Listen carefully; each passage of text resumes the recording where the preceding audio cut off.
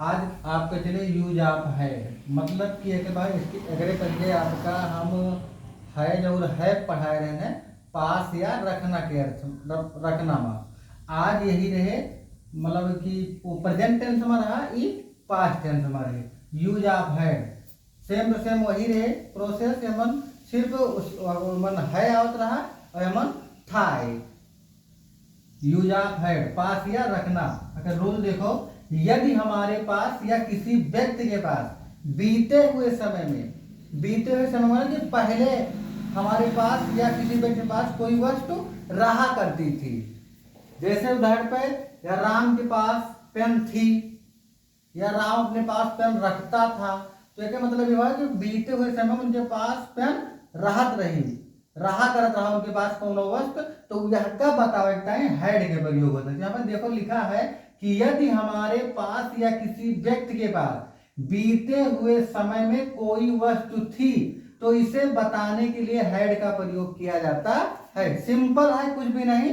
अगर ध्यान दे रहा हो कोई वस्तु किसी व्यक्ति के पास या मेरे पास बीते हुए समय में थी तो उसे बताने के लिए हैड का प्रयोग किया जाता है। बस सिंपल यही देखो फार्मूला का है subject plus had plus object. Had यहाँ है था के अर्थ में और पास के अर्थ में। अब ध्यान दें एग्जाम्पल, 4 एग्जाम्पल लेना आपका simple negative interrogative and negative है। तो आप भाई 4 उदाहरण आप एग्जाम्पल कराई था एकदम क्लियर हुई कैसे हुए। यहाँ पे लिखा है कल मेरे पास एक मोबाइल थी, तो यह मतलब ये हुआ कि हमारे समय बीत का समय हमारे पास मोबाइल थी। अगर है तो हम है या है लगाए, लेकिन थी है तो सिर्फ कल हो गए है लगोगे। कल एस्टरडे सबसे पहले लिख लियो या सबसे बाद में लिख दियो, तो सबसे पहले आप लिख लियो एस्टरडे YESTERDAY एस्टरडे आप कामा लगा लियो। उसके बाद देखो लिखा है मेरे पास एक मोबाइल थी, सब्जेक्ट है तो सब्जेक्ट यहाँ पे क्या होगा आई, सब्जेक्ट होगा आई के बाद सहायक क्रिया का है हैड के बाद कहता है एक मोबाइल, ऑब्जेक्ट है ना का बच्चा एक मोबाइल, तो ए मोबाइल MOBILE ए मोबाइल। अब दूसरा देखो सिंपल देख लियो सब एकदम फार्मूला पर सबसे पहले एस्टरडे आएगा लिख देना, उसके बाद आप आगे देखो मेरे पास एक मोबाइल थी तो मेरे का होगा आई, फिर सहायक क्रिया हैड है हैड लिख देना, उसके बाद का बचा ऑब्जेक्ट मतलब बचा हुआ भाग का ए मोबाइल। ऑब्जेक्ट की परिभाषा आपको मैंने बता दें ऑब्जेक्ट मतलब करता जिसके लिए कार्य करे। अगला है हमारे पास एक पुस्तक नहीं थी, हमारे है तो यहाँ सब्जेक्ट के रूप में है तो यहाँ होइए बी का होइए बी, और बी के बाद सहायक क्रिया हैड के बाद है नॉट, तो हम पहले बताए सहायक क्रिया के तुरंत बाद का लागत है नॉट, तो नॉट होएगा। नॉट के बाद आपका क्या होइए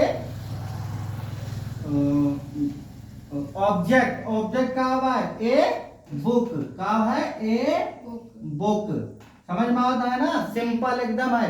अगला आपका क्या है क्या उसके 2 भाई थे, यह क्या मतलब विभाग क्या उसके पास 2 भाई थे बीते समय में, अब 2 भाई आए हैं मतलब ही है क्या उसके पास 2 भाई थे।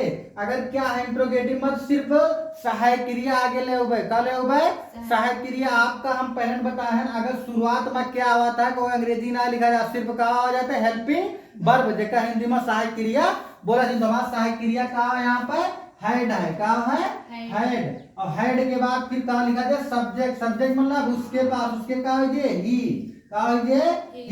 और का है 2 भाई तो का हो 2 ब्रदर्स, का हो 2 ब्रदर्स।